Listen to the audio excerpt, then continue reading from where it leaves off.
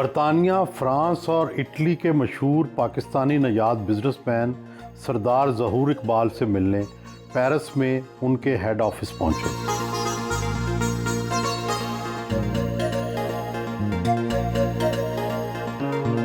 Paris के ware house का दौरा किया।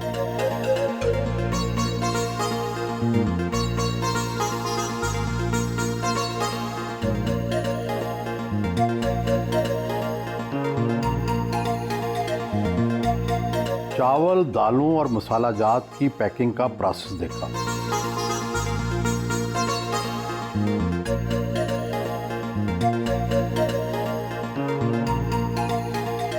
फतेह जंग जिला अटक का सरदार ज़हूर, जो कि बहुत ज़्यादा पढ़ा लिखा भी नहीं था, वो कैसे फ्रांस पहुंचा? सिर्फ मिडिल क्लास नहीं बल्कि हम एक देहात में रहते थे। बस कुछ ऐसी एक फैमिली थी जिनकी बदौलत मुझे यहाँ पे आने का चांस मिला।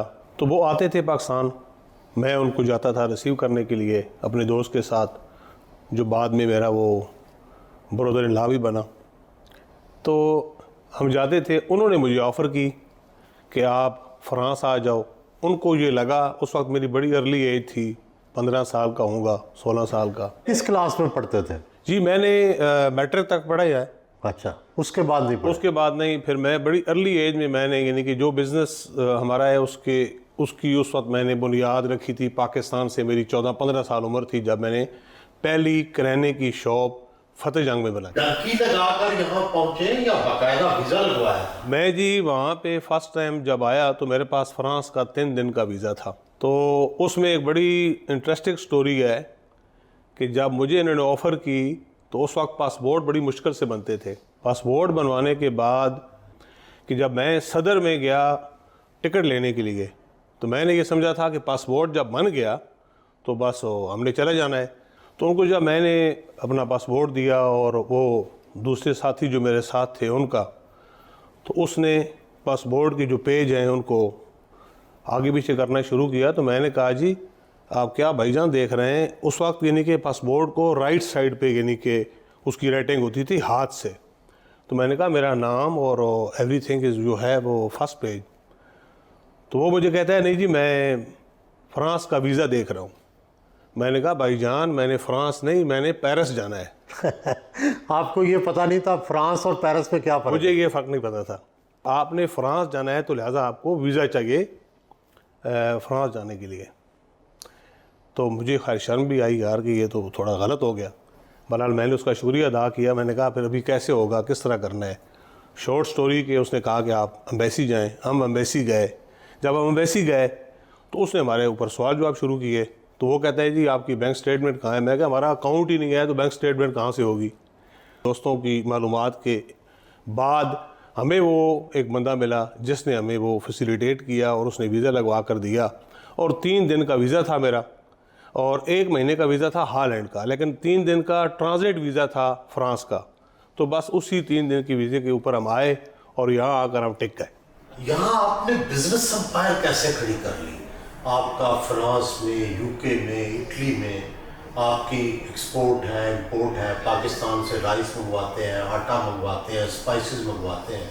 कैसे ज़हन दौड़ाया कि ये सारी बिजनेस एम्पायर खड़ी कर ली? सबसे पहले जो आपकी अपने वालिदैन के साथ लगाओ और उनकी दुआएं आपके साथ होनी बहुत ज़रूरी है।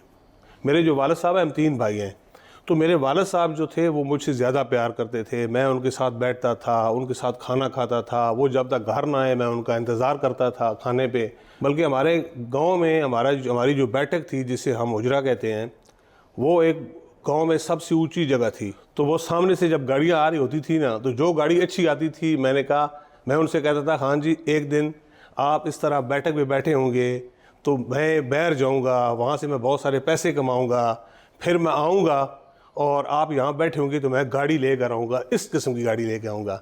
तो वो मेरे साथ मजाक करते थे, कहते बेटा बिल्कुल इंशाल्लाह तुम एक दिन करोगे इस तरह। आपने शुरू में कौन सी नौकरी की? सबसे पहले तो मैंने यानी कि अपना एक दोस्त के ज़रिए मैंने प्रेस का काम सीखा, यानी कपड़े इस्त्री करने का। उस वक्त फ्रांस में बहुत ज़्यादा फैक्ट्रीज थी, कपड़े इस्त्री करते रहा। पाकिस्तानी जानना चाहते हैं कि उनका एक भाई जो फ्रांस में गया है वो अब कितना अमीर है, उसमें क्या कितने पैसे कमा लिए हैं, कितनी एक्सपोर्ट है, कितनी इंपोर्ट है, टर्न ओवर जो है आपका ओवरऑल वो कितना है? अगर फ्रांस की बात करें तो हमारा 15 मिलियन है, और इसी तरह हमारा 14-15 मिलियन जो है वो इटली का है, और 10 मिलियन जो है वो हमारा है पाउंड में यूके का। तो ये क्योंकि एक ही ग्रुप है, इन सब को अगर आप मिलाएं तो हमारी 45-50 मिलियन जो है वो हमारी टर्नओवर है इन यूरो। आपने पाकिस्तान में एक हाउसिंग स्कीम भी तो शुरू कर रखी है। फतेह जंग में ही शमा रॉयल सिटी के नाम से शुरू की, और उसके ऊपर हम काम कर रहे हैं। उसका मेन मकसद जो था मेरा, वो शुरू करने का ये था कि मैं अपने इलाके में एक ऐसा काम करूं, जो हमारे इलाके के बहुत सारे लोग हैं जो माशाल्लाह वेल सेट हैं, बहुत पैसे वाले हैं, वो बैरियर टाउन और DHA और गुलबर्ग ग्रीन ऐसी जगहों पे जाकर रहते हैं, इस्लामाबाद भी रहते हैं। तो मैं कहता हूं कि हम उनको यहाँ पे ऐसी एक फैसिलिटी दें कि वो बजाय इस्लामाबाद और कहीं और जाने के यहाँ रहें, और साथ ही जब हमारी ये सोसाइटी और हमारी जो हाउसिंग स्कीम कामयाब हो जाए और यहाँ पे हमारे इलाके के लोग जो हैं उनको जॉब भी मिले, वो कोई चौकीदार हो, कोई इलेक्ट्रीशियन हो, कोई ड्राइवर हो। जब से यानी कि हमारा CPEC बना, तो हम CPEC की जो पहली एग्जिट है, जब निकलता है पेशावर मोटरवे से, तो पहली एग्जिट जो है फतेह जंग वाली है और उसके ऊपर है।